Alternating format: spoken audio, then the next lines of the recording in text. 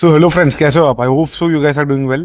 सो आज के इस वीडियो में हम बात करने वाले हैं कि जब भी आप जाते हो कहाँ पे सेकंड हैंड बाइक लेने या स्कूटर लेने, तो वो टाइम पे जो है आपको क्या कुछ चीज़ों का जो है ध्यान रखना चाहिए। बिकॉज होता क्या है, जब हमारे पास कैश होता है या जब हमें कोई गाड़ी या स्कूटर लेना होता है सेकंड हैंड, तो हमारे माइंड में जो है एक ही थॉट आता है कि कुछ हमारे पैसे बचने वाले हैं।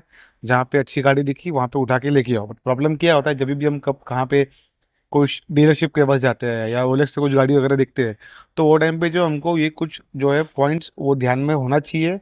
अगर वो सब पॉइंट्स आपके मैच करते हैं तो ही जो है वो गाड़ी लेनी चाहिए, वरना वो गाड़ी लेनी नहीं चाहिए। आज के इस वीडियो में जो मैं आपको वही बताने वाला हूँ। मैंने जो है प्रॉपर मैंने भी जो है रिसेंटली एक अभी सेकंड हैंड एक्टिवा लिया था। सो उस टाइम जो है मैंने क्या कुछ चीज़ों का जो है ध्यान रखा है, उसी के बारे में आपको बताऊंगा। और एक्टिवा लेने के पहले जो है मैंने एक डीलर से एक बाइक खरीदी थी। प्रॉब्लम ये हो गया कि उसमें मेरा कुछ तो पेपर्स का इशू हो गया। तो उस प्रॉब्लम की वजह से मुझे जो है 10,000 रुपीज़ लॉस हो गया। सो जैसे कि आप समझ सकते हो कि एक मेरी गलती की वजह से मुझे 10,000 रुपीज़ का लॉस हो गया। तो मैं नहीं चाहता हूँ कि जो मेरा भाई या बहन इस वीडियो को देख रहा है उसको ये लॉस झेलना पड़े। सो उसी पर्सपेक्टिव से जो है मैंने इस वीडियो को बनाया है। सो प्लीज़ वीडियो को जो है पूरा एंड तक देखना। वीडियो जो है ये 3 पार्ट्स में डिवाइडेड है। फर्स्ट पार्ट में मैं आपको जो है ओवरऑल मेरा एक्टिवा दिखाऊंगा कि जब आप एक्टिवा लेने जाते हो, जैसे कि स्कूटर हो गया, एक्टिवा नहीं कोई भी स्कूटर हो गया, सो क्या कुछ पॉइंट्स है जो आपको स्कूटर में पहले चेक करने चाहिए। अगर आपके वो सब पॉइंट्स करेक्ट है तो उसको लेना चाहिए। जो सेकंड चीज़ है वो मैंने पेपर्स के बारे में भी बात किया है कि पेपर्स कौन से जो है वो होने चाहिए। अगर वो सब पेपर्स है तो ही गाड़ी लीजिए। और जो थर्ड है, मैंने आपको मेरा एक्सपीरियंस बताया कि मैंने क्या ऐसी गलती की थी कि मेरे को जो है 10,000 लॉस हो गया। सो आई अंडरस्टैंड कि थोड़ा बैकग्राउंड जो है मेरा ये टाइम थोड़ा अलग लग रहा होगा आपको, प्लीज़ थोड़ा सा इससे बेयर कर लेना। सेकंड और एक आपको रिक्वेस्ट है, हाथ जोड़ के, हाथ नहीं जोड़ सकता फिलहाल क्योंकि एक हाथ से मैंने फ़ोन पकड़ा हुआ है। सेकंड रिक्वेस्ट जो है आपको, जहाँ पे मैंने वीडियो शूट किया है ऑब्वियसली जो है आफ्टरनून टाइम में मैंने शूट किया है। कुछ मेरे जो भाई लोग हैं जो बस चलाते हैं या जो ऑटो चलाते हैं, सो ऑब्वियसली थोड़ा सा उनका साउंड वगैरह भी इसमें आया है। मैंने अपने ऐसे ट्राई किया है कि आपको जो है बैकग्राउंड नॉइस नहीं आए। Still I am not that much professional कि मैं इतने अच्छे तरीके से वीडियो का साउंड या नॉइस कैंसिल कर पाऊँ। थोड़ा सा प्लीज़ बैक कर लेना। आप बिना टाइम वेस्ट किए चलिए वीडियो को जो स्टार्ट करते हैं। और एक आपको रिक्वेस्ट है, अगर वीडियो मेरा अच्छे लगे तो प्लीज़ जो इस वीडियो को लाइक करना, और नहीं अच्छा लगे अगर डिसलाइक करके कमेंट जरूर करना कि क्या इंप्रूवमेंट मैं कर सकता हूँ। चलिए बिना टाइम वेस्ट के वीडियो को जो है शुरू करते हैं। तो ये रही मेरी एक्टिवा 5G जो कि BS4 है। तो सबसे पहले जो है आपको बाइक का ओवरऑल 360 डिग्री एक वॉक अराउंड लेना होता है। वॉक अराउंड का मतलब मैं आपको बताता हूँ। जैसे ये रहा आपका सबसे पहले फ्रंट साइड। तो फ्रंट में आपको यहाँ पे दिख रहा है हल्का सा जो है गाड़ी का मडगार्ड ये टेढ़ा है। सो एक सबसे पहले आपका ऑब्जर्वेशन में ये आ गया। फिर मडगार्ड को आप गौर से वहाँ पे देखोगे ना, तो आपको अगर बहुत जूना गाड़ी है तो टचअप किया हुआ दिखेगा। जैसे व्हाइट कलर दिख रहा है यहाँ पे, हाँ ये आपको दिख रहा होगा। ये और ये दोनों कलर में हल्का सा एक डिफरेंस है। मे भी हो सकता है यहाँ पे हल्का सा स्क्रैच आया हो कि अब वो तो मुझे पता नहीं, बिकॉज जिसका गाड़ी है आप उसको ही पूछोगे। कभी कभार होता है कि गाड़ी में स्क्रैच आया रहेगा तो भी होता है, डेंट रहेगा तो भी होता है। सबसे पहले आपको जो है फ्रंट पैनल अच्छे से देख देना है। हमारे ऑब्जर्वेशन में हमको क्या देखने मिला यहाँ पे, ये जो मडगार्ड है ये हल्का सा टेढ़ा है, कलर में जो टचअप हुआ है। अब हम फ्रंट से ही बात करता हूँ मैं। हम देख लेते हैं एक बार टायर को। तो टायर पे आपको दिख रहा है यहाँ पे जो ब्लैक ब्लैक ब्लैक लाइंस वगैरह है। ये मडगार्ड जो है इसमें यहाँ पे घिस रहा था, इसकी वजह से प्लस साइड में जो इसमें वॉल्स में क्रैक भी आ गए हैं। इसका मतलब कि जो टायर है आपको आगे जाके रिप्लेस करना पड़ेगा। उसके बाद मैं जूम आउट करता हूँ। फिर आप ये दिख रहा है आपको शॉक ऑब्जर्वर्स, एक बार शॉक ऑब्जर्वर्स दोनों साइड के चेक कर लेने का अच्छे से। बिकॉज अगर शॉक एब्जॉर्बर से मेरी ऑयल अगर लीकेज होता रहेगा तो भी आपको जो है आगे जाके फिर शॉक ऑब्जर्वर पे खर्चा करना पड़ेगा। लगभग एक टायर इसका 1500 का आता है, प्लस शॉक एब्जॉर्बर्स का अगर आप काम कराओगे तो 1000 रुपये आपका वही हो जाएगा। उसके बाद हमने जैसे फ्रंट में तो अच्छे से देख लिया, फिर आप जो है ब्रेक्स का लीवर देख लो अच्छे से। यहाँ पे जो आपको दिख रहा है ये अगर इसमें ज़्यादा स्क्रैचेस वगैरह है, मतलब ये गाड़ी जो है साइड से गिरा था। अगर जैसे आप इसका मिरर्स वगैरह को अच्छे देखोगे तो यहाँ पे अभी स्क्रैचेस वगैरह इतना नहीं है, मतलब गाड़ी जो है गिरा नहीं है। उसके बाद जो मेन है हमारा वो होता है ये, जैसे कि आप यहाँ पे देख सकते हो, इसको मैं बोलता हूँ प्लेटफॉर्म मेरे वर्ड्स में। तो कभी भी जो है ना ये एक बार आप लेने से पहले चेक कर लेना, बिकॉज अगर यहाँ पे ज़्यादा रस्टिंग होता है ना, तो जिससे भी आप गाड़ी ले रहे हो लोग कभी कभी इसको चिपका देते हैं। तो आप तो पहले गाड़ी लेके आ जाओगे, उसके बाद आपको मालूम पड़ेगा यहाँ पे कि यहाँ पे तो रस्टिंग था, तो ये जो प्लेटफॉर्म है वो 2,500 का आता है। तो क्यों हमें जो है अपने पैसे अनवांटेडली वेस्ट करने हैं, एक बार आप चेक कर लो अच्छे से। और यहाँ पे जो है चेसिस नंबर वगैरह होता है, वो भी अच्छे से कभी भी आप गाड़ी लोगे तो पहले चेक कर लिया करो। बिकॉज चेसिस नंबर और जो आरसी है उस पर भी चेसिस नंबर होता है, वो दोनों नंबर जो है आपका मैच होना चाहिए। उसके बाद हम बात करते हैं अभी साइलेंसर के बारे में यहाँ पे। तो साइलेंसर में भी मैं आपको बताता हूँ आपको क्या चेक करना होता है। साइलेंसर में जो आपको ये दिख रहा है ये पट्टी कभी भी ना आप इसको निकाल के चेक करना। बिकॉज अगर यहाँ पे वेल्डिंग किया हुआ रहेगा ना, तो वो ज़्यादा टाइम तक वो टिकेगा नहीं, फिर उसमें से आपको अलग साउंड आएगा, वो एयर खींचेगा, जो भी XYZ रीज़न है, वो चीज़ उसके लिए अच्छा नहीं होता है। कभी भी जब आप गाड़ी देखने जाते हो साइलेंसर वगैरह का बैंड पाइप वगैरह चेक कर लिया करो। बिकॉज अगर यहाँ पे ज़्यादा वेल्डिंग वगैरह का आपको मार्क दिख रहा है, तो आपको आगे जाके वो चेंज ही करना पड़ेगा। और ये करीबन पूरा सेट जो है वो 2500 से 3,000 रुपये का आता है। तो दैट इज़ द थिंग। फिर यहाँ पे आप देख लो कुछ रस्टिंग वगैरह तो नहीं, जैसे मैंने आपको बताया। उसके बाद हम चलते हैं अभी रेड सेक्शन में, वो भी काफ़ी मेन होता है। सो यहाँ पे जैसे कि आप अभी देख सकते हो, अगर आपका ये मडगड हल्का सा भी टेढ़ा है, दबा हुआ है, पट्टी यहाँ से टूटा हुआ है या बैंड है, तो मतलब गाड़ी को जो है पीछे से किसी ने ठोका है। आप पीछे का टायर भी जो है मैं आपको जूम करके चेक करा लेता हूँ यहाँ पे। तो जैसे कि आप देख सकते हो पीछे के टायर में जो है इसका इतना क्रैक्स वगैरह नहीं है। तो मतलब पीछे का टायर जो है इसका बराबर है। अब अगर आपको फिर भी डाउट लगा रहा है, चेसिस वगैरह एक बार चेक करना ही है, तो सबसे बेस्ट आपको पता है क्या होता है, मैकेनिक के पास जाओ, इसको यहाँ से ओपन करा के जो है आप इसका ओवरऑल स्ट्रक्चर अंदर देख लो कि जो चेसिस वगैरह है वो उसका बराबर है कि नहीं। बिकॉज अगर वो चेसिस वगैरह में कुछ प्रॉब्लम होगा, ऐसा होता तो नहीं है इसमें, बट अगर हुआ तो वो लंबा खर्चा जाएगा। This is a one time जो मैं आपको चेक करने बता रहा हूँ। अगर आप ये सब चीज़ें ध्यान में रखोगे तो जितना हो सके आपको गलत गाड़ी जल्दी हाथ में मिलेगा नहीं। सो ये जो है अभी ये है एक्टिवा के कीज। और जो अगर आपका एक्टिवा का ओरिजिनल की होगा, तो उसमें आपको यहाँ पे ऐसे एक ये लगा हुआ मिलेगा, इसमें 4 नंबर का सीरियल नंबर होता है। अगर ये है तो मतलब जो गाड़ी का चाबी है वो है ओरिजिनल। अब चलिए बाइक को करते हैं यहाँ पे ऑन। जैसे ही आप ऑन करोगे आपका बाइक जो है एक ही स्टार्ट में ऑन होना चाहिए, सब आप देखोगे इसमें। जैसे कि आप देख रहे हो यहाँ पे गाड़ी जो है एक ही स्टार्ट में जो है यहाँ पे ऑन हो गया है। और आप सबसे पहले आप गाड़ी का जो है आरपीएम चेक करो।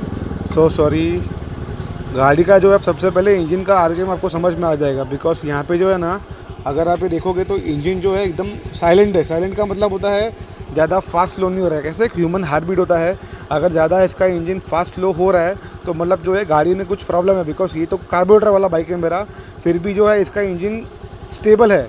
जो आज के एक्टिवास आते हैं ना, जैसे 6G हो गया, 5G हो गया, जो FI वाले होते हैं, तो उसका तो जो इंजन का आरपीएम है वो एकदम स्टेबल होना चाहिए। उसके बाद अभी आपको मैं दिखाता हूँ, अगर आप जैसे गाड़ी को रेस दोगे, गाड़ी आपका बंद नहीं होना चाहिए। अगर बंद हो गया मतलब कुछ तो इसका प्रॉब्लम है। अभी आपको थोड़ा मैं इसको रेस दे के आपको सुनाता हूँ।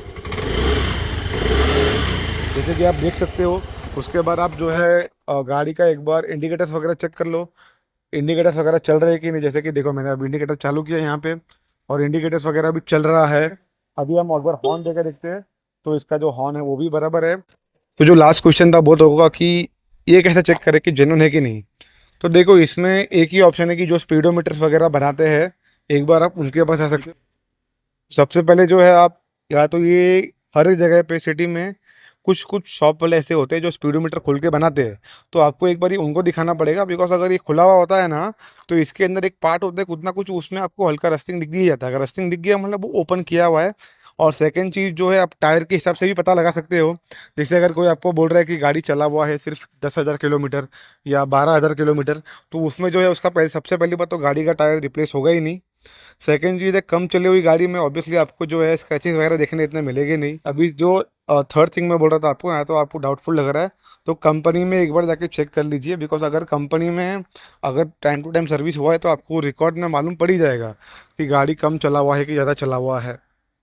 सो वीडियो बनाने का जो मेरा मेन रीज़न है वो यही था कि जब भी हम कोई न्यू बाइक या सेकेंड हैंड बाइक या स्कूटर लेने जाते हैं, तो कहाँ ना कहाँ माइंड में जो एक एक्साइटमेंट होता है कि चलिए हमारे घर पे अभी सेकंड हैंड स्कूटर आ रहा है, हमारे 2 पैसे बच रहे। बट होता क्या है, हम जब वहाँ पे गाड़ी लेने जाते हैं तो वो टाइम पे, हेलो चौमी, बाय बाय। सो ये देखिए हमारा फ्रेंड भी एक जा रहा है अभी यहाँ पे। ये कट नहीं होने वाला है man. I am a very good person, dog can smell the vibes of a person, so I am a very you can say honest guy man. So चलिए जोक्स अपार्ट। सो जब भी हम कोई बाइक लेने जाते हैं सेकंड हैंड, सो माइंड में हमारे यही होता है कि हेलो नमस्कार, जय महाराष्ट्र।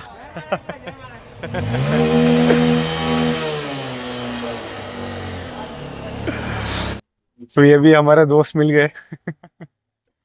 सो देखिए, जब भी हम बाइक लेने जाते हैं तो हमारे माइंड में जो एक ही थॉट होता है कि चलिए हम सेकंड हैंड बाइक ले रहे हैं, हमारे भी दो पैसे बच रहे हैं।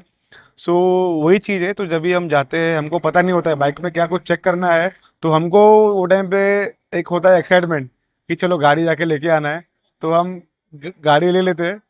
बट फिर प्रॉब्लम ये होता है कि हम गाड़ी लेके आ गए, फिर पता चलता है कि यार अभी इतना बाइक में खर्चा है, ये है वो है। तो कहाँ ना कहाँ एक जो है, हमको भी फिर एक पेन होता है हार्ट में कि गाड़ी लेके आ गए, अब पता चल गया इतना खर्चा है। तो वो चीज़ जो है नहीं होनी चाहिए। उस रीज़न से जो है मैंने ये वीडियो बनाया था। तो अभी हम बात करते हैं बाकी डिटेल्स के बारे में, कि बाकी डिटेल्स जो है पेपर्स वगैरह क्या आपको चेक करने हैं। तो चलिए अब चलते हैं घर पे एंड बात करते हैं उस पेपर्स के बारे में। सो जैसे कि आपने पूरा वीडियो देखा होगा, तो अभी हम बात करते हैं डॉक्यूमेंट्स के बारे में। तो जो सबसे पहला डॉक्यूमेंट होता है वो होता है बाइक का आरसी। आरसी जो होता है वो एक स्मार्ट कार्ड होता है। और अगर आपका गाड़ी 10 साल पुराना है तो वो टाइम पे जो एक पेपर टाइप इतना लंबा डॉक्यूमेंट होता है, उस पे जो है सबसे पहले लिखा होता है ओनर का नेम, ओनर का एड्रेस। जो नेम होता है वो सबसे पहले इम्पोर्टेंट वो होता है। उसके बाद आपको चेक करना है चेसिस नंबर जो आपके आरसी स्मार्ट कार्ड में, और जो आपका स्कूटर है और बाइक है उसमें चेसिस नंबर दोनों का सेम होना चाहिए। अगर वो सेम नहीं होगा तो आपका गाड़ी जो है आगे जाके ट्रांसफ़र होने वाला नहीं है। जो थर्ड थिंग है जो आपको आरसी में चेक करना होता है वो होता है, उसमें नीचे लिखा हुआ रहता है हाइपोकेटेड टू। उसका मतलब होता है अगर बाइक पे लोन है तो वहाँ पे लिखा होगा हाइपोकेटेड टू XYZ बैंक, जैसे ICICI bank, bank of India, कुछ भी।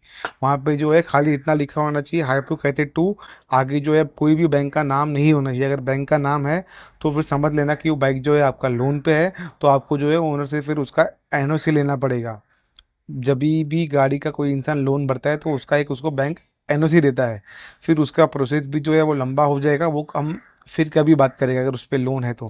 जो सेकंड चीज़ है वो होता है इसका इंश्योरेंस। बाइक का जो है इंश्योरेंस होना चाहिए वैलिड। अगर इंश्योरेंस वैलिड नहीं है, सो अगर आपने उससे बाइक ले ली तो आपको फिर जो है पहले उसका इंश्योरेंस लेना पड़ेगा, और वो खर्चा भी जो है फिर आपको बेयर करना पड़ेगा। जो थर्ड थिंग होता है वो होता है इसका PUC। PUC भी जो है इसका होना चाहिए।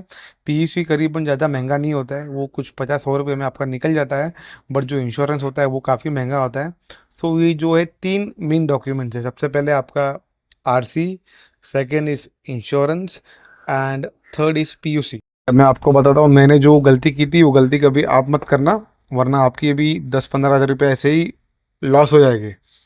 सो जब मैं वो डीलर के पास बाइक देखने गया था तो मुझे वो बाइक पसंद आई। हमारा डील हुआ 55,000 में। मैंने उसको ऑन द स्पॉट 55,000 पे कर दिया। अब उसके बाद पता है प्रॉब्लम क्या हुआ, वो जो बाइक नंबर था that was MH46।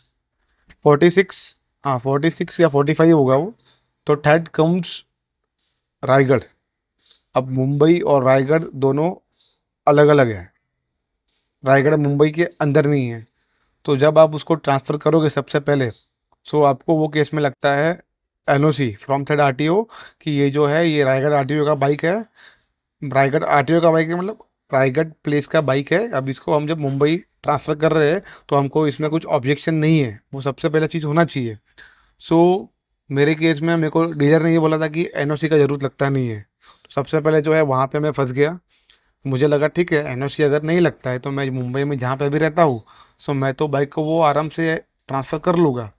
So second चीज़ अभी ये हो गया कि सबसे पहले तो ये जैसा कि मैंने आपको बताया कि सबसे पहले जिसका बाइक है बैंक ने उससे ये बाइक खींचा हुआ बाइक है। तो अगर वो बंदे के पास आरसी जाएगा तो वो बंदा आरसी क्यों बैंक को या मेरे को ला के देगा। सबसे पहला पॉइंट ये हो गया। अब सेकंड बात हो गया NOC का। NOC जब आपको चाहिए रहता है तो NOC का जो है आपको वहाँ पे अलग पेमेंट करना पड़ता है। ये दो चीज़ हो गया। अब थर्ड चीज़ हो गया, अगर मैं NOC का पेमेंट भी कर दूँ बट वो लोन तो मेरे को रायगढ़ RTO से ही हटाना पड़ेगा। वो हटाने के लिए बंदा जब मेरे को आरसी देगा ही नहीं, तो how will I transfer this bike on my name. And अगर आप नॉर्मल भी एक एजेंट को देते हो बाइक ट्रांसफ़र करने के लिए, तो नॉर्मल खर्चा जो होता है वो होता है 1,700 रुपया या 2,000 रुपया। और अगर उस पर लोन है तो 1,000-1,500 आपका वो बढ़ जाएगा। तो आप इमेजिन करो, सबसे पहले बाइक पे लोन है, और अगर आपको ट्रांसफ़र करना है, मुंबई का बात कर रहा हूँ मैं, सो 2,500 से लेके 3,000 रुपया खर्चा आता है। ये हो गया। अब एनओसी का खर्चा अलग। अब जो रायगढ़ के जो वहाँ के एजेंट्स है उनका फीस कितना है मेरे को पता नहीं। तो रमसम करके 10,000 रुपये तो ये हो जाएगा। उसके बाद भी ट्रांसफ़र हो कि नहीं हो कि आई वॉज टोटली क्लूलेस, ये गलती मेरे से हुई थी। फिर मैंने उसको जब गाड़ी वहाँ पे जाके वापस दिया, 55,000 के बाइक का मेरे को 45,000 मिला, जगह पे 10,000 मेरा टूट गया। सो ये गलती जो है आप मत करो। ट्राई करो कि जो आप जहाँ पे रहते हो, फॉर एग्जांपल मुंबई में रहते हो, तो मुंबई में MH-01 हो गया आपका। MH-01 या MH-02 अंधेरी का तो मुझे पता ही है। MH-47 इस पर बोरीवली। MH-04 जो है वो आपका वसई है। पनवेल तक जा सकते हो आप मुंबई में, किधर भी आपका जैसे अंधेरी हो गया, बोरीवली हो गया, मुंबई सेंट्रल हो गया, थाना हो गया, वसई विरार हो गया, कल्याण हो गया एक हद तक। बट उसमें भी आप एक बार चेक कर लिया करो कि गाड़ी पे लोन तो नहीं है। अगर लोन नहीं है तो एक बार वो ट्रांसफ़र हो सकता है। अगर लोन है, फिर से मैं आपको बता रहा हूँ जैसे कि आपको मैंने बताया, अगर लोन है, अगर वो गाड़ी बैंक का खींचा हुआ है, ये प्रॉब्लम कहाँ कहाँ पे आता है। हर एक केस में प्रॉब्लम नहीं आता है, कहाँ कहाँ पे ऐसा होता है कि बैंक वाले भी सपोर्ट करते हैं वो चीज़ में। बट मेरे केस में जो मेरा जिससे बाइक लिया था उसने ही हाथ खड़ा कर दिया। मैं आपको ऐसा नहीं बोल रहा हूँ कि लोन वाला बाइक आपको लेना ही नहीं चाहिए, लोन वाला बाइक आप ले सकते हो। बट पहले आप जो आपका ट्रस्टेड वहाँ पे आरटीओ वाला है उसको पेपर्स दिखाओ एक बार कि सर इस पे ये बैंक का लोन है और ये गाड़ी मुंबई के अंदर की ही है, तो क्या हम इसे ले सकते हैं क्या। अगर वो भी आपको नहीं करना है तो आप जो डीलर से गाड़ी ले रहे हो, आप मैं डीलर भी सब खराब नहीं होते, बहुत डीलर अच्छे भी रहते हैं। बट 100 में से 1-2% आपको ऐसे मिल ही जाते हैं। तो डीलर को आप वो टाइम पे ऑनेस्टली बात कर सकते हो कि सर मैं गाड़ी आपसे ले रहा हूँ, तो आपको ही जो है गाड़ी मेरे को ट्रांसफ़र करा के देना है। अगर वही आपको ट्रांसफ़र करा के दे रहा है सो वेल एंड गुड, फिर तो कुछ प्रॉब्लम है नहीं आपको, है कि नहीं। ये जो है गलती मुझसे हुई थी। हो सकता है डीलर को भी नहीं पता वो टाइम पे, जो भी रीज़न था, बट मेरे 10,000 टूट गए वो टाइम पे। सो एक ये चीज़ था। बाकी अगर आपका और कुछ डाउट है इसको सर्विसिंग को लेके या ट्रांसफ़र वगैरह कैसे होता है, तो वो तो चलो मैंने आपको अमाउंट भी अभी बता दिया। अमाउंट तो अभी इस वीडियो में नहीं बताना था, मेरे को दूसरे वीडियो में बताना था, बट मैंने आपको इसमें बता दिया। सो ये जो चीज़ें थी ये मैंने गलती मुझसे हुई है, ये आप मत करना। बाकी अगर आपका कुछ भी डाउट्स है आप डेफिनेटली यूट्यूब पे कमेंट कीजिए, मैं जो हूँ आपका उसका रिप्लाई करूँगा। एंड अगर वीडियो में प्लीज़ यहाँ तक बने थे तो आपको पता है क्या करना है, वीडियो को जो है लाइक करना है, चैनल को सब्सक्राइब करना है और कमेंट करना है। बाकी आप सबके प्यार के लिए धन्यवाद। मेरा जो है टारगेट है कि ये साल ख़त्म होने से पहले मेरा यूट्यूब पे 5,000 सब्सक्राइबर्स की फैमिली हो जाए। तो प्लीज़, और अगर किसी भी आपके दोस्त को या आपके फ्रेंड को कुछ स्कूटर वगैरह बाइक वगैरह लेना है तो ये वीडियो ज़रूर उसको शेयर करना। चलिए मैं रहता हूँ आपसे अलविदा। जय महाराष्ट्र, जय हिंद।